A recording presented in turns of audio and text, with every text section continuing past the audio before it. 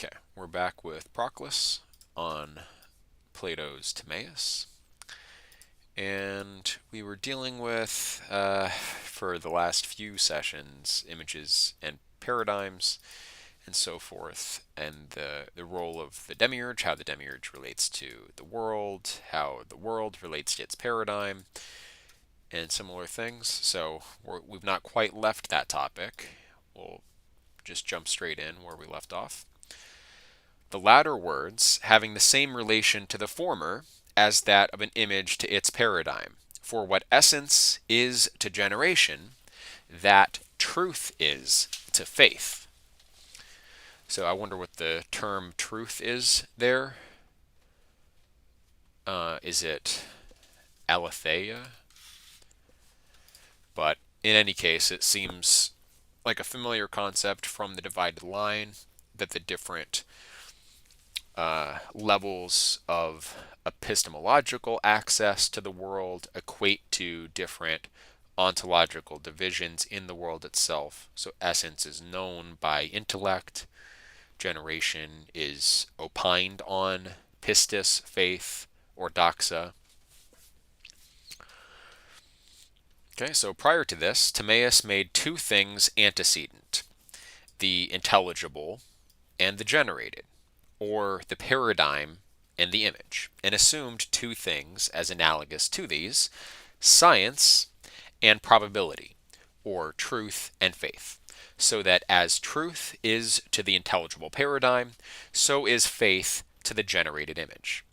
But now, alternately, he says, as truth is to faith, so is the intelligible to that which is generated. Okay, so it works both ways. So truth is to the intelligible as faith is to the generated, but also truth is to faith as intelligible is to generated.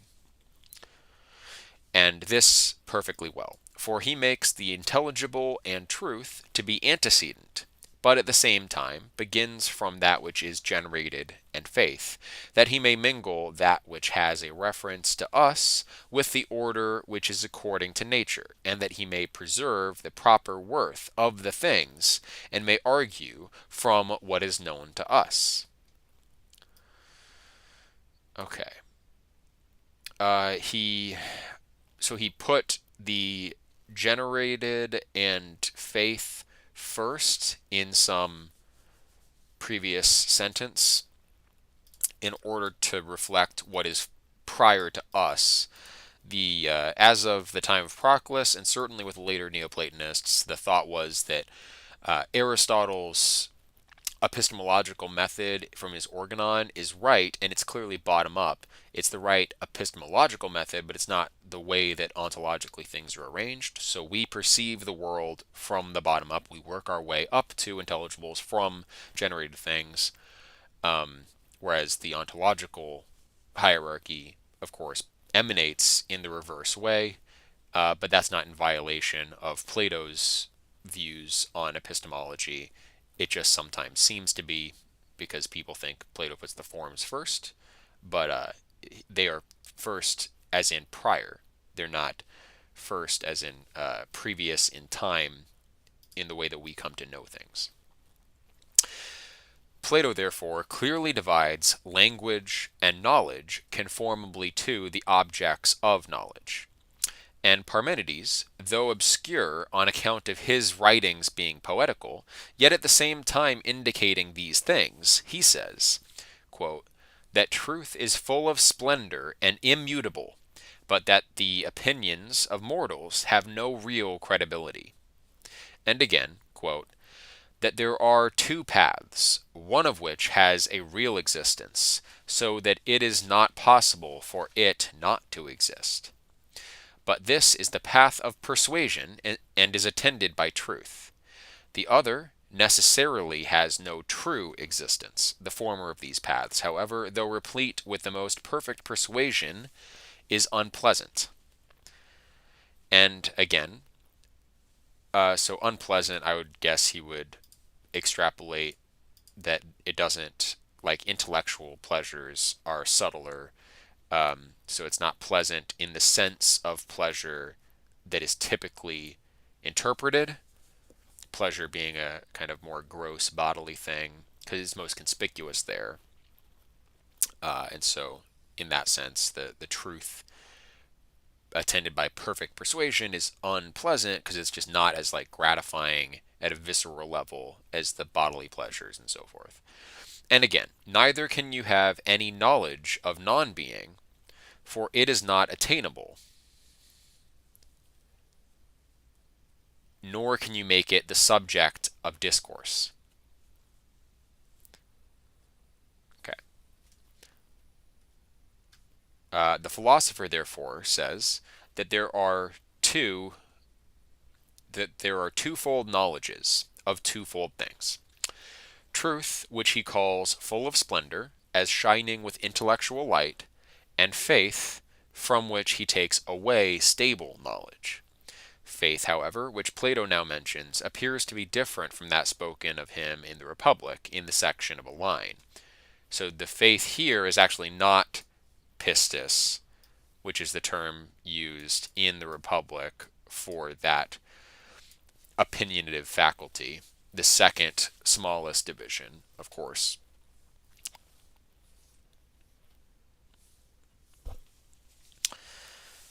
For there, the faith is an irrational knowledge, whence also it is divided from conjecture, but is arranged according to sense. The faith, however, of which he now speaks is rational, but is mingled with irrational knowledge, as it employs sense or conjecture. Hence it is filled with much of the unstable. Interesting. I might actually disagree with Proclus. I feel like the faith he's talking about here is still irrational, because generation, there's something irrational in the generated world, or incommensurable, because it has that flux that is beneath measure as its base. And so knowledge, as he says at the beginning of the Timaeus, like, all we can have are probable opinions. And so I would say that that probable opinion is the same faith we're talking about here, and that's because the world has an irrationality at its core. The cosmos does, at least.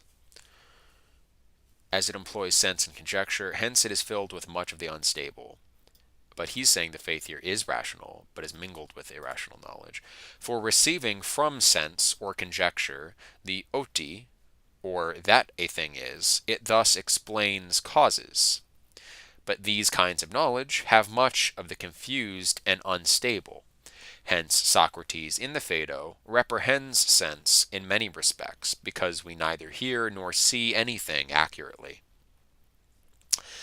How, therefore, can the knowledge which originates from sense possess the accurate and the irreprehensible? Does he...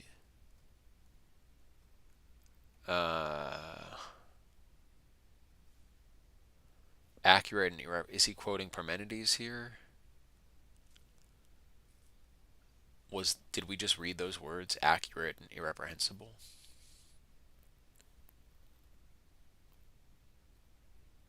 Do you guys see it?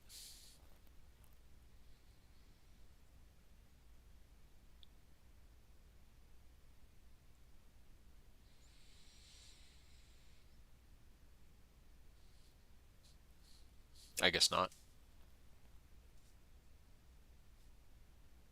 Yeah, I don't see it. Um,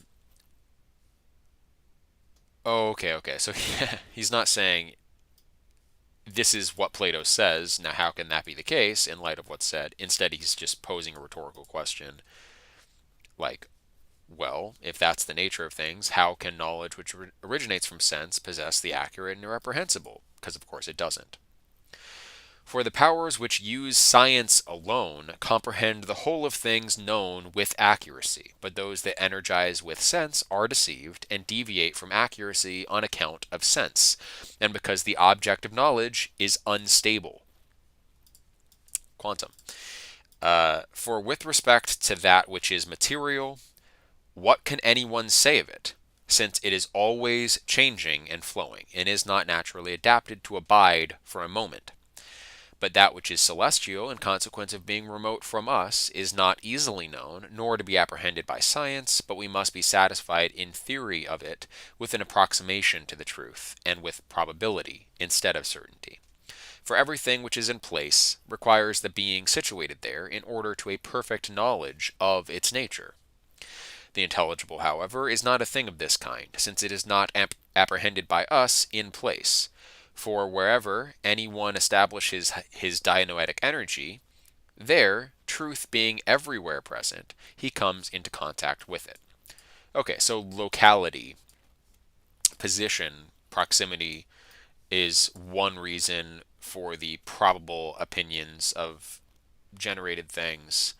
Uh, Dianoetic and noetic truth being omnipresent, we can make direct contact with it, and so because we can see it up close, so to speak, we can have more firm knowledge of it. That, in addition to the fact that the one is stable, the other is unstable.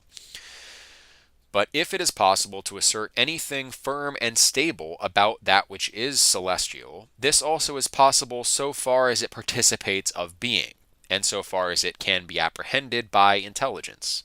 For if anything necessary can be collected concerning it, it is alone through geometrical demonstrations which are universal. So, of course, we never know pure particulars. We don't know bodies themselves. We know their dimensionality. We know the universal logoi which are in them. We don't know the thing itself, the body itself. And you can just see what he's talking about there, where what is known about the motion of the celestial bodies is from drawing circles on the page and doing geometrical demonstrations. And so it's where the cosmos overlaps with the dianoetic that we have knowledge of the cosmos, but that is because of its dianoetic component. Achen? Yeah, is it fair to say that you can't know the body because, like, the body just doesn't really have an objective existence? It always exists relative to something. Yeah, that's a different line to approach it. Body is suspended from soul, and so you can only know body so far as it is supported by soul and contained by soul, meaning the soul, like, of course, the logoi are similar to the soul, like in Plotinus's usage. The logoi proceed from the world soul. Particular souls proceed from the world soul. We're sort of at a similar level of things. So the things which give shape to bodies are soul-like. So yeah, those bodies only persist and have real existence dependent on their universal logoi properties that are instantiated there. So all that can be known of body is what is soul-like in body, not as what is like at the hypostasis of body, because of course there is no true hypostasis in the strict sense of body itself. It doesn't subsist in itself; it subsists as suspended from soul. But yeah, he's taking a different path to the same kind of conclusion. But yeah. Right. So what's the difference between a form and a logoi? Well, the form in the strict sense is noetic, not dianoetic. The logoi in the regular sense, so there, it, it gets complicated because there's different senses of these terms. So the logoi in the sense that Plotinus generally uses it refers to emanations out of the world soul. They are formal principles tied to the cosmos. They're at the level of nature, and so they don't exist separately, just like the irrational powers of soul in Thomas Taylor. I don't know if you were there for the Thomas Taylor readings uh, just now, but the irrational powers of soul are joined to soul, not totally separable from, sorry, not totally separable from body. They're joined to body. So the logoi exist themselves tied to body. Souls are fully exempt. Um, yeah, let's see. I'm trying to remember. There's a breakdown the distinction between nature and soul was like nature has mutable essence and energy. Soul has mutable energy but a stable essence. And that's because the principles of nature are, insofar as they're principles of nature, tied to natural bodies. So they are like slightly different gradations. The logoi in that sense as the reason principles of nature. But logos generally just like is essentially a measure from a higher order down to a lower order, or alternatively a messenger. Logos means proportion and measure. It also means word or phrase. So it's a uh, messenger of higher orders. So in that sense, the forms could be seen as logoi of the one. You could use logoi in that sense, but it wouldn't be a logoi of nature. It wouldn't be a reason principle of nature at that level of form. That level of form is purely noetic. That's like form capital F, and those are stable in their essence and energy. Whereas the reason principles of nature are mutable in their essence and energy because they're always tied to body. They don't have an existence outside of body because, like, the form of a body doesn't have an existence outside of that body insofar as it is the form of that body. Once you take it away from the body, it's no longer a form of the body. Now it's just a disembodied form. So a reason principle of nature, if you take the nature out of that, well, it isn't what we just called it. So it's dependent on body. That level of that's like morphe, form of body, derives from the logoi or reason principles of nature. Form at the noetic level doesn't have shape like morphe, and it's never, you know, it's always exempt, even if it does emanate levels of being that do make contact with body.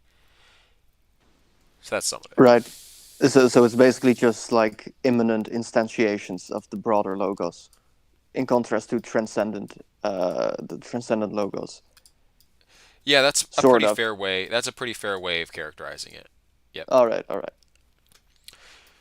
For if anything necessary can be collected concerning it, it is alone through geometrical demonstrations which are universal. But so far as it is sensible, it is difficult to be apprehended and difficult to be surveyed.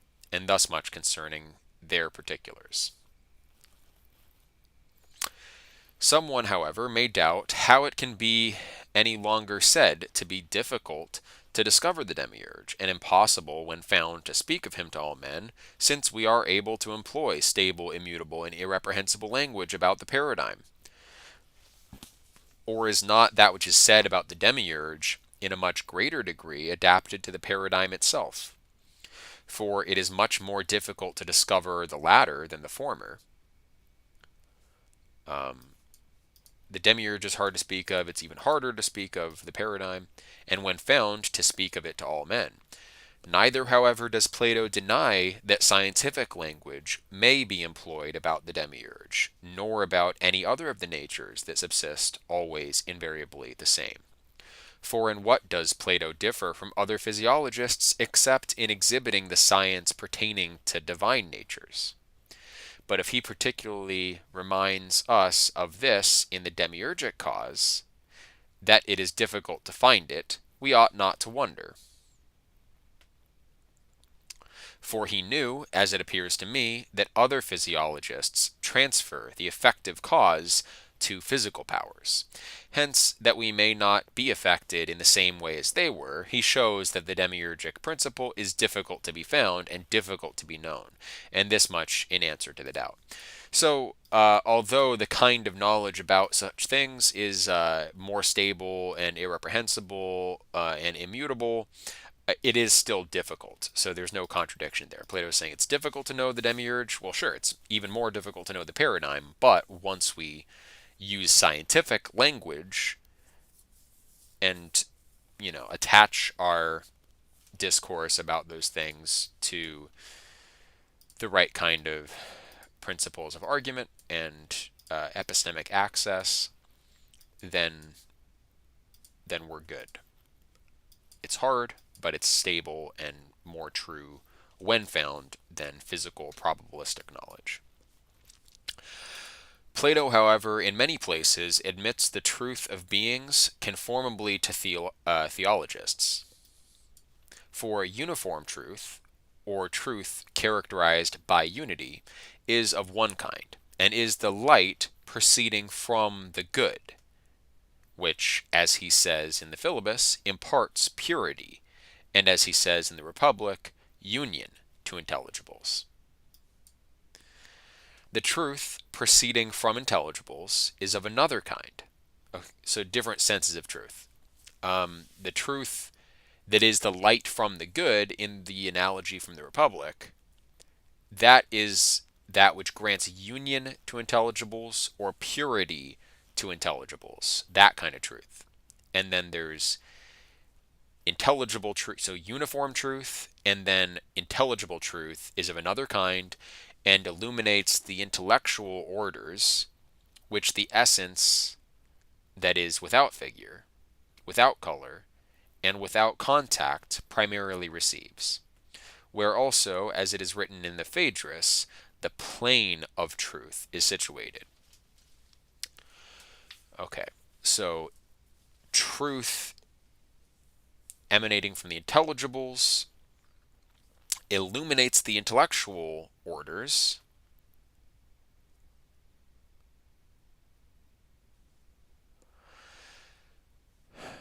Okay, so that intelligible truth is received by the intellectual orders, and they are essences without figure, color, and without contact.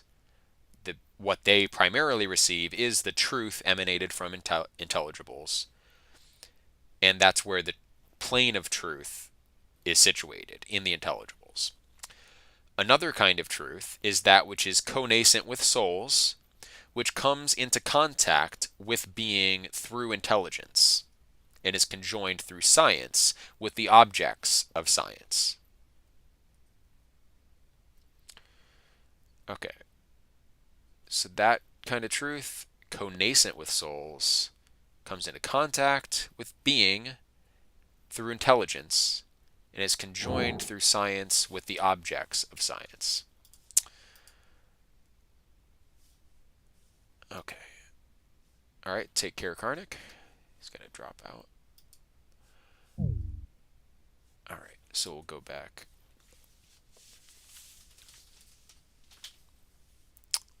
Where was that? Another kind of truth is that which is connascent with souls, which comes into contact with being through intelligence and is conjoined through science with the objects of science. That's more like the mundane sense of truth, I guess. For the psychical light may be said to be as in the extension of breadth, the third from the intelligible.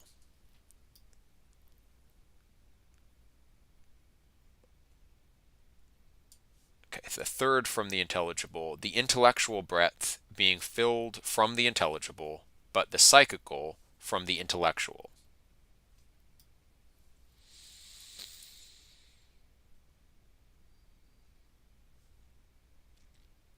Okay, so as in the extension of breadth, he means like the third dimension, I guess. So a point, a line, and then the extension of breadth being the third dimension, uh, or the addition of an extra dimension. For the psychical light may be said to be as in the extension of breadth, the third from the intelligible, the intellectual breadth being filled from the intelligible, intellectual from the intelligible, but the psychical from the intellectual. All right, so soul is indirectly receiving the same kind of truth and light that the intellectual natures receive from the intelligibles, but soul is just at a further remove from it. This truth, therefore, which is in souls, is that which must now be assumed, since we likewise assume this faith, and not that which is irrational and separated from all rational animadversions. The one also must be conjoined to intelligibles, but the other to sensibles. Okay, so the truth and faith that we're talking about are at the level of soul. we are talking about the truth at the level of soul, dealing with intelligible natures above the level of soul, and then faith dealing with sensible natures below the level of soul. So there we go.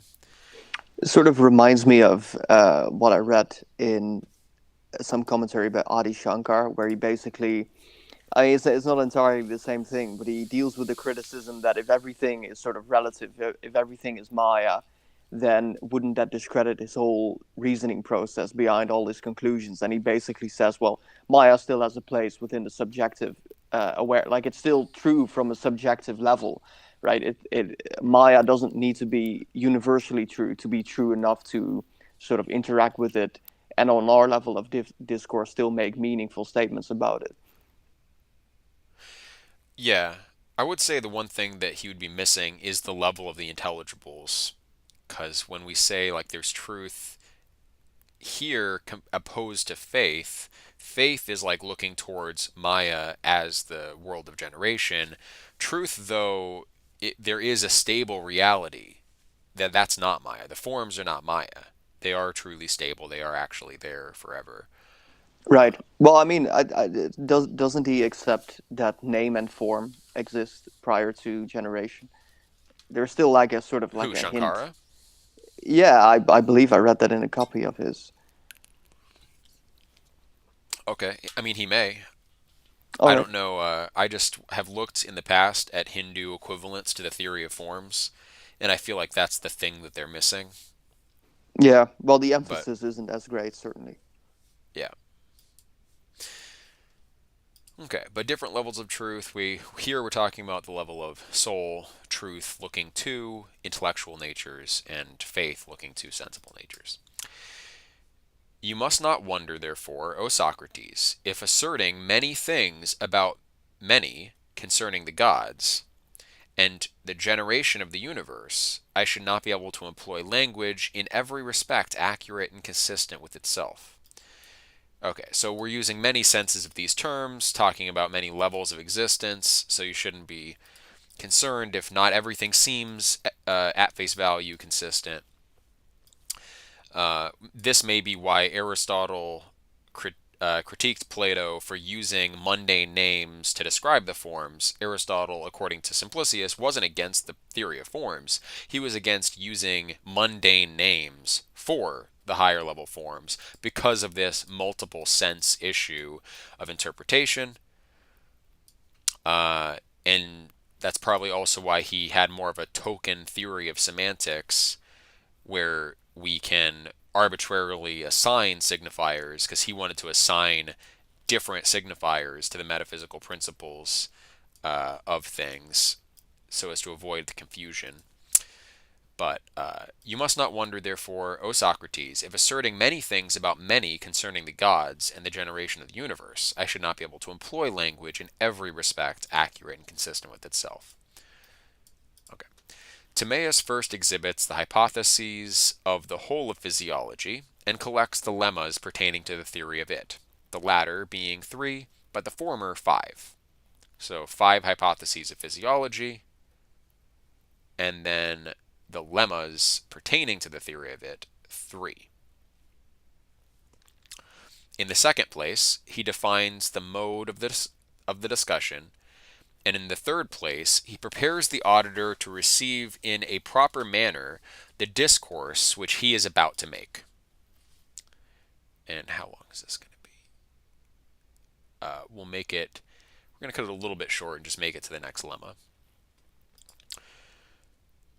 And here, I think lemma has a different sense. There's a mathematical sense of lemma, which means, man, I should have this memorized. A subsidiary or intermediate theorem in an argument or proof. But here, in Neoplatonic commentaries, the quote is called a lemma. That's just another sense of the term. But an intermediate proof is more the geometrical meaning, and I think that's what he means here by lemma. So there are five hypotheses about physiology, and then three lemmas, intermediate kind of arguments developing them. For it is necessary that he should not expect to hear perfectly accurate arguments in physical discussions, nor such as are truly scientific, but such as are assimilated to them.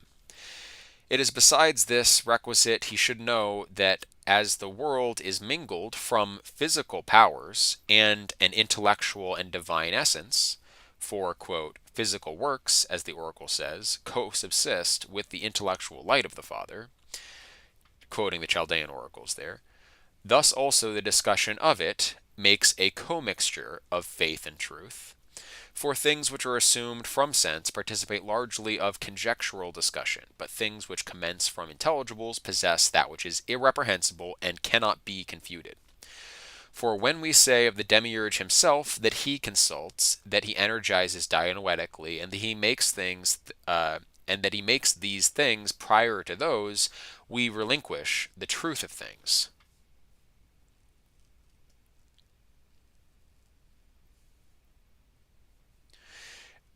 Okay.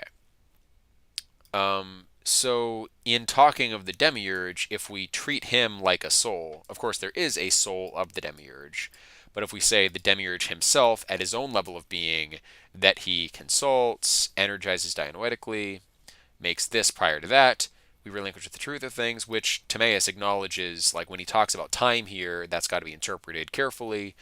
Um, so that's pretty explicit in the text of the dialogue that of course, we're telling a story at a human level to understand it at a human level, but the demiurge is an eternal, not a temporal being, and so we're speaking by analogy. So that if, when speaking of eternal beings and showing how they provide for the universe, we are compelled to divide that which is impartible and to make that which is eternal temporal, much more will the assertions respecting sensibles themselves be deficient in accuracy and truth. Okay, so even if when speaking of eternal things in a discourse like this, we lose some of the truth, and intelligible things are more well known or knowable than sensible things, then a fortiori sensible things ought to be even more deficient in accuracy and truth. What then, someone may say, do we not speak accurately concerning the heavens when we say that the circles in them bisect each other? But do we not fall off from accuracy when we are satisfied, not with the accurate, but with an approximation to it, in consequence of our imbecility, and not on account of the nature of the thing? Or also, when we receive, indeed, principles from sense, yet is it not from universal reasons? The assertions, therefore, respecting the heavens, as in intelligibles, exhibit the irreprehensible, but as in objects of belief, they also are reprehended through immaterial forms.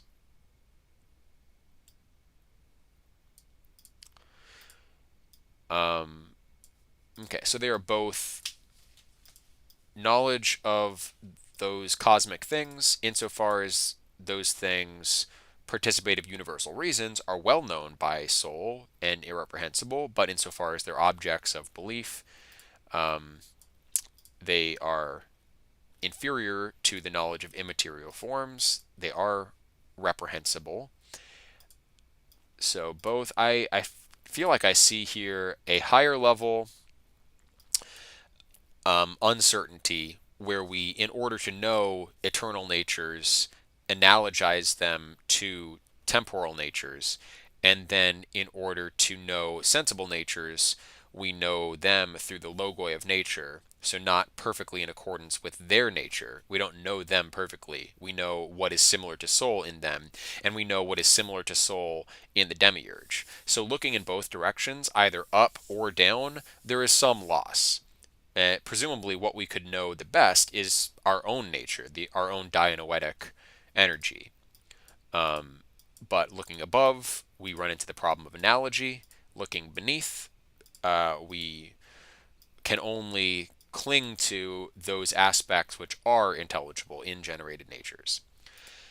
Consider then this very thing which is now asserted, that the greatest circles in the heavens bisect each other. Okay, so someone may contend that, hey, I mean, don't we know that with certainty about the cosmos? And now he'll explain how actually we don't know that very well. Is it not necessary that the section should be according to points, but a point is impartible. What therefore is there of this kind in a partible nature? Right. So, trying to say that we know this of celestial things what is analogous to geometrical dianoetic fact, but the subject nature itself is not the same as points and lines and idealized mathematical structure. So it doesn't map perfectly, is the point. What is there without interval in a nature distended with interval? For everything which subsists in a physical body is co-divided with its subject. What then is there not likewise? A physical point? This, however, relinquishes that which is truly impartible, and is a point indeed in physical substances, but is not simply a point. Interesting. So there's something that acts as a point in physical substances, but it's not simply a point. It is a physical analogy to a geometrical point. So that what is said of a point is not accurately adapted to a thing of this kind. In short, as the assertions concerning intelligibles are not adapted to dianoetic objects, so neither is what is said of scientific objects adapted to sensibles. For intelligibles are the paradigms of dianoetic natures, and dianoetic natures of sensibles. For it is soul which adorns the mighty heaven, and adorns it in conjunction with the Father, so that when we speak of circles in the heavens, of contacts, bisections, and equalities, we speak accurately as not speaking about sensibles. Since, therefore, things of this kind may be asserted of all material natures, the objection is trifling. If, however, someone should ask us, is not that which is truly equal impartible, and that which is truly a circle without interval, for each is a universal, but universal is an impartible reason and form, but the natures in the heavens are partible and not indivisible, and are in a subject. Here again we do not say that either circles or equalities or anything else of this kind are in sensibles, and thus we are consistent with ourselves. We summarily say, therefore, that Plato at one time defines science by an explanation of causes alone, at another time by the subjects of it possessing an essence perfectly stable, together with an explanation of cause, and at another by the principles not being hypotheses. So scientific knowledge is knowledge of causes, but then he clarifies that at another time, saying it's the knowledge of stable essences together with an explanation of cause. So it's not just cause, but stable causes. And then also the principles are not hypothetical to be true science. And according to this last form, indeed, he asserts there is one science, i.e. dialectic, which ascends as far as to the principle of being. But this science pre-establishes the principle which is truly principle to be unhypothetical. So it's through dialectics that we get to the genuine principle that is not a hypothesis.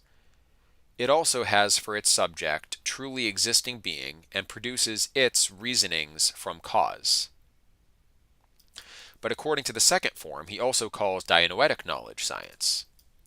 Okay, so the totally unhypothetical has to be from the first principle of all things, because dianoia will start from given axioms always.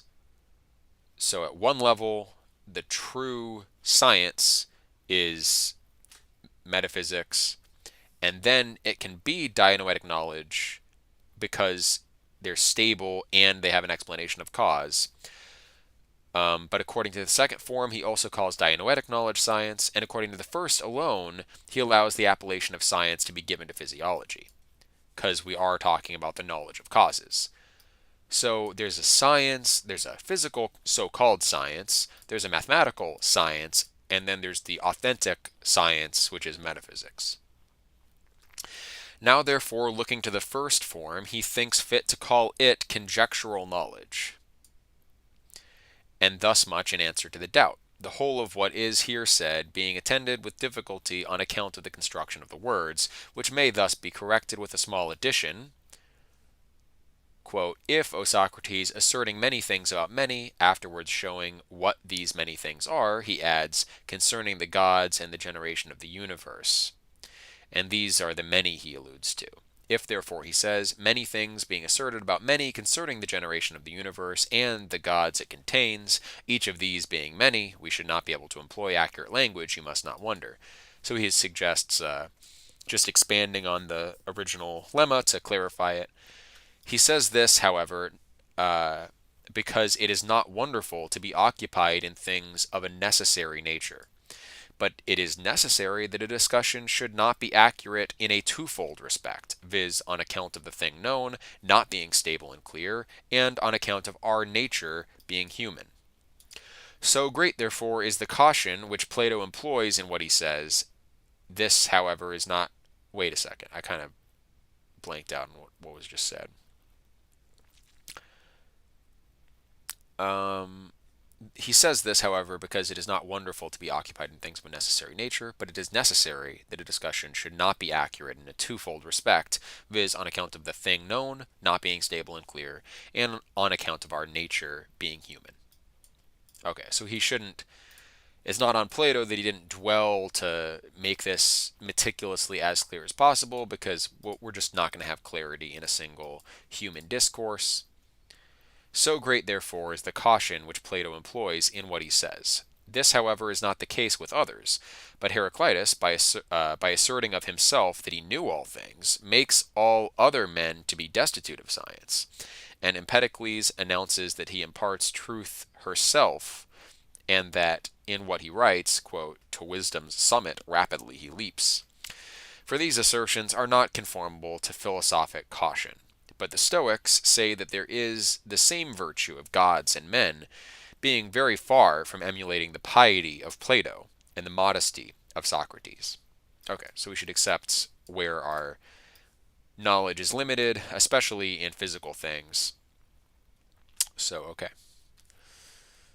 Next lemma, let's just read what it's going to be. If therefore we shall afford arguments no less probable than others, it is proper to be satisfied, calling to mind that I who speak, and that you who are my judges, have the human nature in common, so that if you receive a probable narration concerning these things, it is fit to seek for nothing farther than this. Wise words, truly. Okay. Any last comments on the reading today? No last comments, but I was reading his commentary on the Timaeus, and I do got a question. If it takes too long, we can skip it or for another time. Is that all right? Yeah, sure. All right. So he talks about the animation of statues. So I'll just read what he says. How are statues said to have an enthusiastic energy?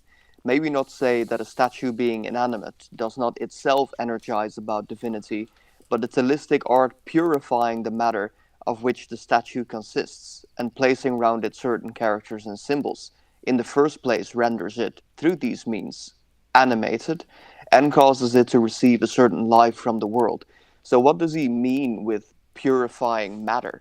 Because the only thing that I could sort of come up with is that if you would treat and design and adorn a particular statue or an image in a way that makes like the metaphysical ideal that it represents more obvious than the matter out of which it consists, then it could be used as a tool for spiritual progress, and observation would sort of lead to the soul, uh, like breaching the distance in terms of its understanding between it and the forms, and as its understanding then sort of ascends up into the forms and the universals, it would be possible to gain like prophetic insight, etc., because you integrate yourself with something that transcends time. But I don't know if that is what he means. I believe that would have to be it. Where in the commentary is this? I don't know, because it's something that Thomas Taylor posted at the afterword of Iamblichus on the mysteries, but I could look it up for next week. Okay, yeah, that's fine. I don't know if we've gotten to that, but yeah, I would assume that purifying for an idol would simply mean exactly what you said, conforming it analogically to the the principle which it seeks to manifest. Other than that, I mean, in a court, like you yourself, the way that you approach it, some level of purification um, would be necessary. The space in which the idol sits, but all the general principle is just strengthening the analogical relationship with the thing by its context, by your approach to it, by its intrinsic qualities to the god that is uh, attempting to be elicited. Cool. Thanks. Sure. Okay. Uh, we still haven't gotten real deep into theurgy and idolatry in these groups. I'm sure we'll run into more of that in the remainder of this commentary and in other works. We will go through Iamblichus on the mysteries eventually. So, Cool. all right.